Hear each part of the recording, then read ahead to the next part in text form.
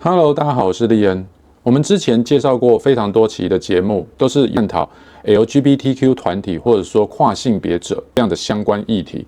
但是我们都知道，过去随着民主党执政这么多年来，美国许多的州都立法通过了实施的性别肯定护理 （Gender Affirming Care）， 也就是呢，未成年的青少年可以在不需要经由父母的同意，就可以要求州政府来为他们进行所谓的一些性别医疗。好比说，一般常见的就是施打青春期荷尔蒙阻断剂，好抑制你第二性征的发育，好使得你可以等到17、18岁的时候再来决定你想成为男，想成为女。当然，这个在医学上早就已经被证实，这是一种绝育的行为。为什么？因为一旦你的第二性征没有在该发育的年龄发育完全的时候，往往等到你成年之后，你是已经完全丧失了所谓的生育能力。那更残忍的，当然就是我们知道，像有许多的医院允许帮孩童来实行所谓的性器官切除手术，好比说女性可以切除乳房，好，男性呢也可以摘除掉睾丸，好使得孩子呢就比较容易所谓的度过了他的性别焦虑，往他想要成为的性别方向去走。当然，我们都知道这个其实是非常邪恶，而且是非常残忍的一个主张，或说一个政策。这对孩童的身心灵来讲一点好处都没有。但是我们的影片过去多半不外乎是像 Charlie Kirk 啦，或是 Ben Shapiro 这样子的右派保守主义人士呢，跟 LGBT 团体呢来展开的一些辩论，或者说一些言辞上的交锋。那我就一直很好奇，就是有没有这样子的孩子，他们可能曾经成为了跨性别人士而后悔的。今天想要带大家来看一个比较感性的，就来跟大家介绍 Zosia 这个女孩。她是一个英国的青少女，她曾经在10岁以下的年纪的时候，她就对于青春期感到一种深深的焦虑。她后来加入了 LGBTQ 团体，也成为一个跨性别者。但是在4年之后，他后悔了，而且他也勇敢的选择又离开了这一个 LGBTQ 团体。就让我们一起开始吧。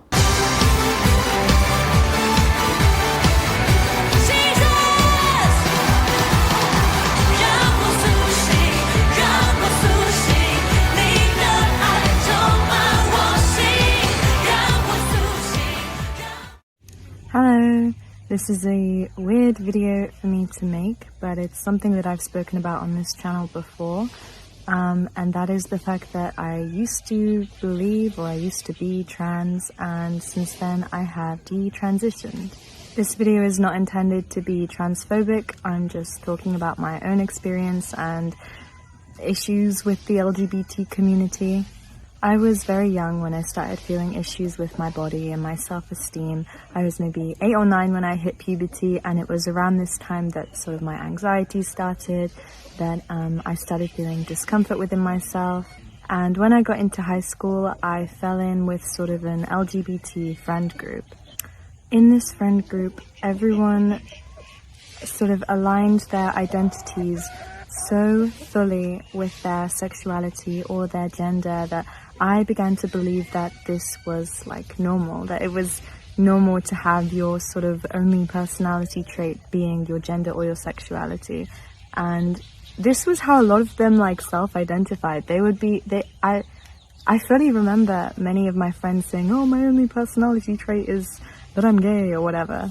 And that was the way that I thought friendships and that I thought people were supposed to be, that we were in this sort of righteous bubble that sort of defied societal conventions.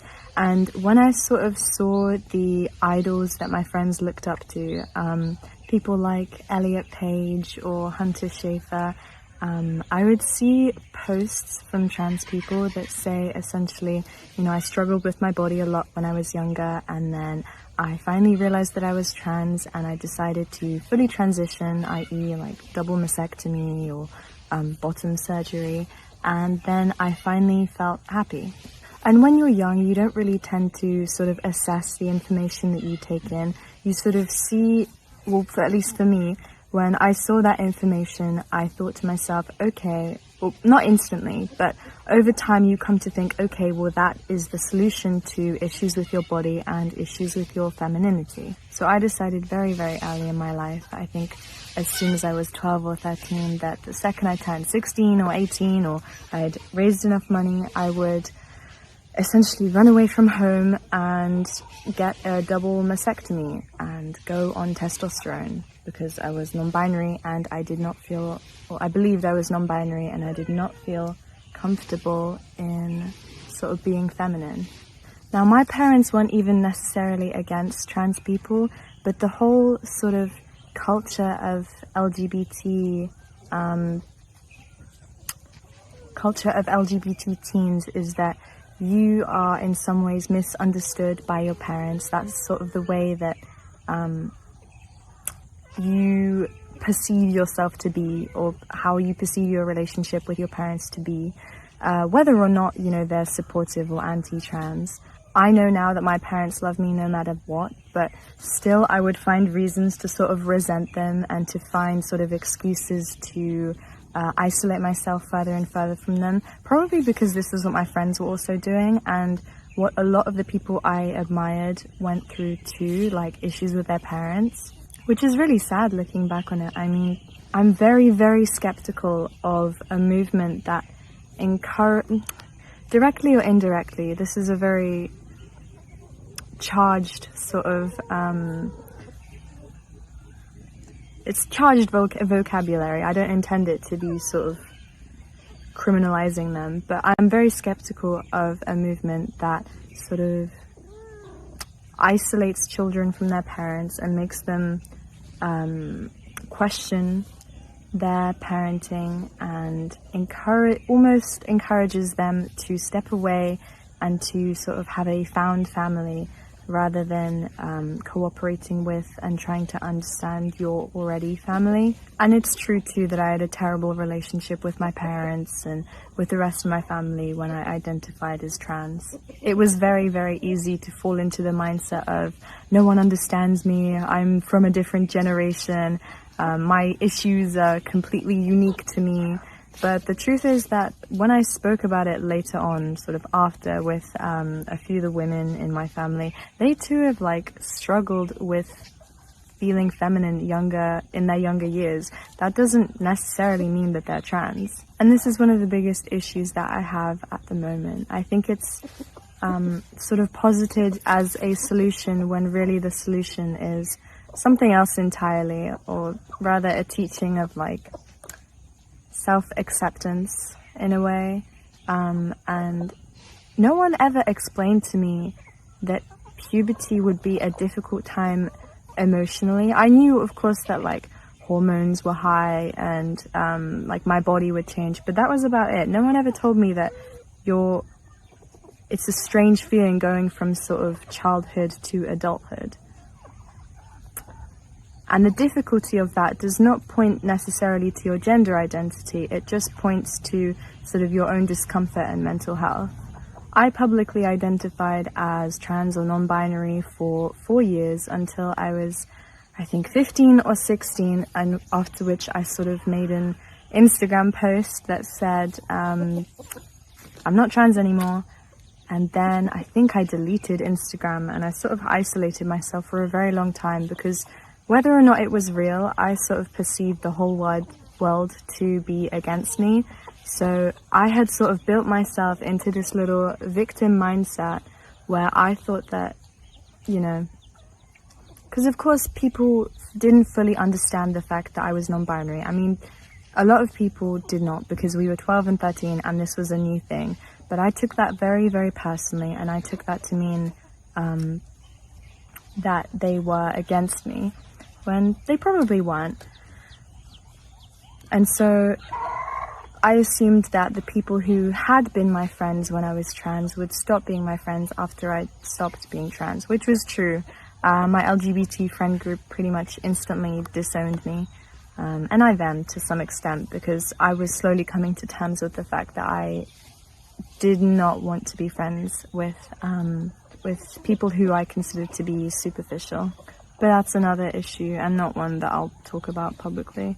The next couple of years after I sort of publicly detransitioned were very, very hard. It was really difficult to sort of re-establish myself, knowing that I had made such a huge mistake. And that was probably amplified by my own feelings of depression and social anxiety. And it was just, I don't think I ever fully reintegrated back into like high school society after that, because I found it really embarrassing. It was a difficult thing to have gone through so young and to base your whole identity around. And it's such a big thing that when you realize that you're no longer that thing, the people around you just turn, essentially. They think that you've been like lying to get attention, which I don't believe I was at the time. I think I was just heavily misguided, and being so young, I was so impressionable. And I read recently that it takes 14 times of being told something for a child to believe it. And so I suppose it could have just been that I was told so many times, it's possible that you're trans, it's possible that you're trans, that eventually I started to believe it. And this is nothing against the LGBT community, but I think I know a lot of people with stories similar to mine, both personally and online, but no one really talks about them.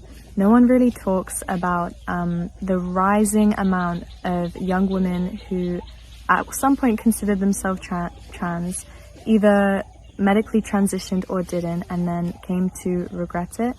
The only real time I've heard this discussed publicly or online was through a Joe Rogan podcast with Abigail Shriya, who has also written a fantastic book.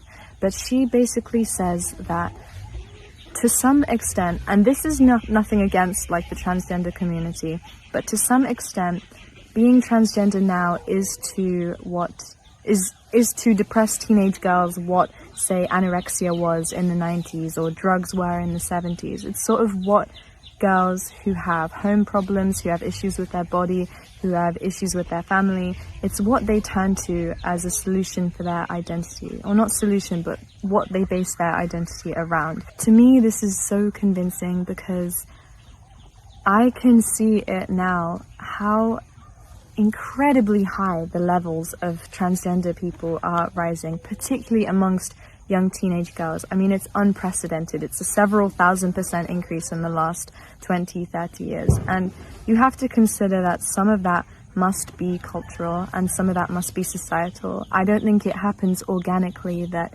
you know, such a huge percentage of young girls just wake up one day and realize that they're trans. I don't think that that's organic. I think that that is motivated in some way, whether they perceive it to be that way or not. But the trouble with this is, I mean, despite the fact that I date women, not exclusively, I don't identify as being part of the LGBT community, because to me, the LGBT community, or the one that I have experienced, clings so much to its beliefs and to its system and its agenda of sort of self-victimization and attacking anyone who disagrees with this experience. This is true of a lot of detransitioners, that I can't personally agree with it. I don't think it's right to sort of attack anyone who doesn't agree with your specific dogma, and this is in no way an attack. If anything, it's me speaking about my own experience in, not officially, but rather leaving the LGBT community. And it's a difficult thing to talk about. I know that a lot of people will probably resent me for putting out this video, despite the fact that I've tried to stay as true to my own emotions and experiences as possible. But I do it with no malice in my heart. If anything, I do it out of empathy for other young girls who are like me, who see this as the new solution to their issues with themselves and their femininity. Every day I am so grateful that like my parents didn't have enough money for me to medically transition at 12 or 13, or that I didn't run away from home and decide to have a double mastectomy, or, you know, that it's difficult for young people in the UK to go through these treatments, that you have to wait so long. Because if I had not had to wait so long on the NHS, I would have regretted it so much. I mean, in the past couple of years, my femininity has brought me so much, and I never would have been able to experience that had I not detransitioned and taken the time to really consider my own identity. And I know I'm not alone, because I personally have at least like 5 to 10 friends that have all done this, to some greater or lesser extent. And I think the statistics mirror this too. It's something like a majority of people who transition are equally as depressed as they were before than they are after. And I think the percentage of suicide goes up very, very highly 5 years and after medical transition for a large percentage of people, which is interesting to me because it was always posited as a life-saving surgery to have sort of top or bottom surgery. And I think it's such a huge decision to make without having been told the other side of it. I mean, things like testosterone, they tell you that it's not permanent, but it is. If you take a look at some of the public sort of detransitioners who have been on testosterone, who have become infertile because of it, because that is an inevitable side effect of testosterone, who experience joint pains their whole life, chronic pain, fevers, anything like that. It's something that I wouldn't wish on anyone, to look back and realize that they made a mistake. It's such a huge and irreversible mistake to make that if anything I say can help people consider whether it makes them truly happy, then my goal is achieved. All I really want is for people, young women especially, to, before they make any permanent decisions, take a long look inwards. Heal your mental health, first of all.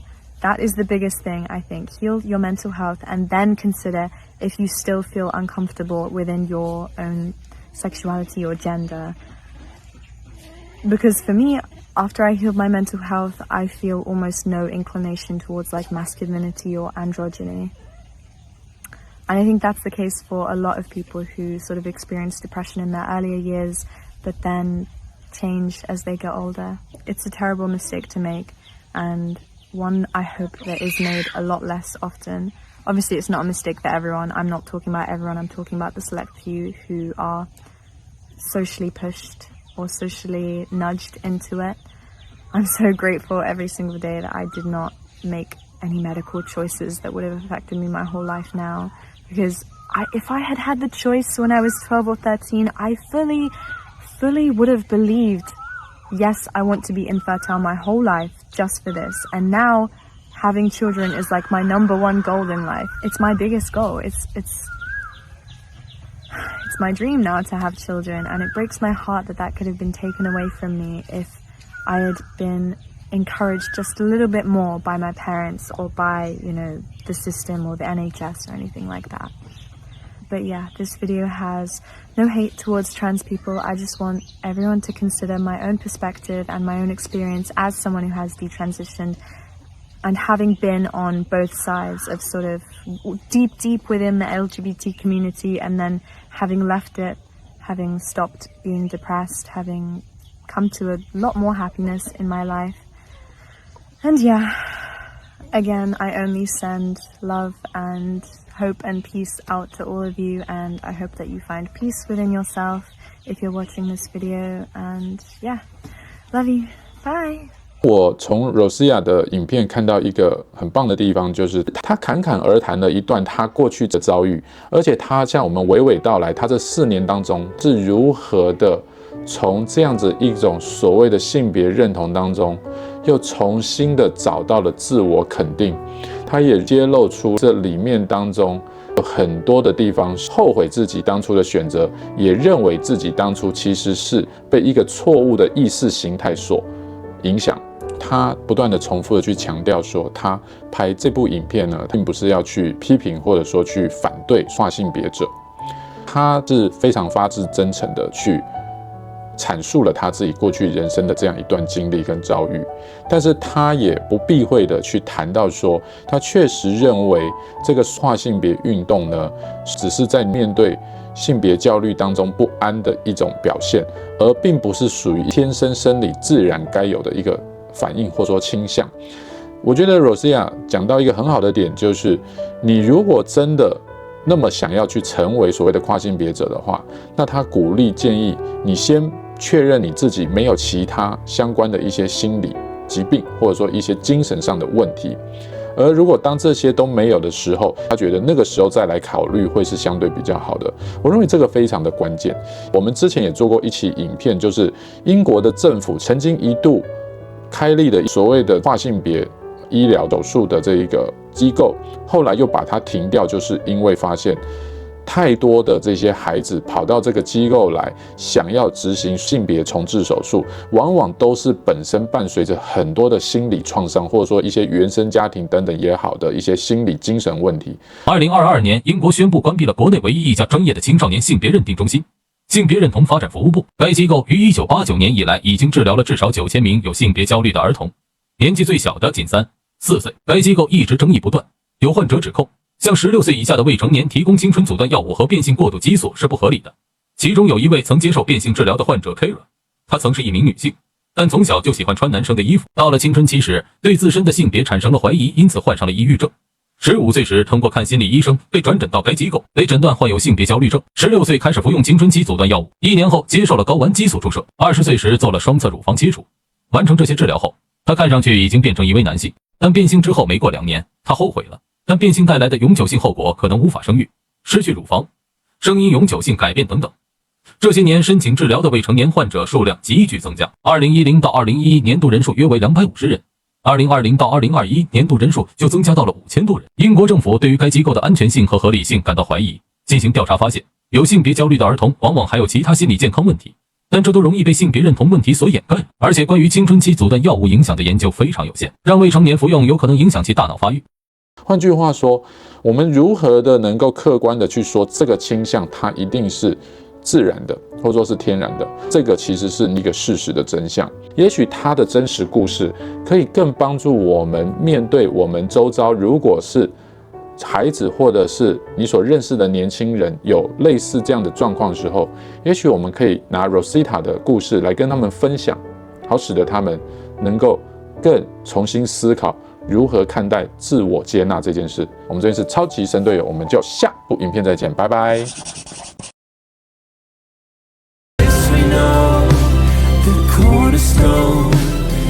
Christ alone, our hope now forever.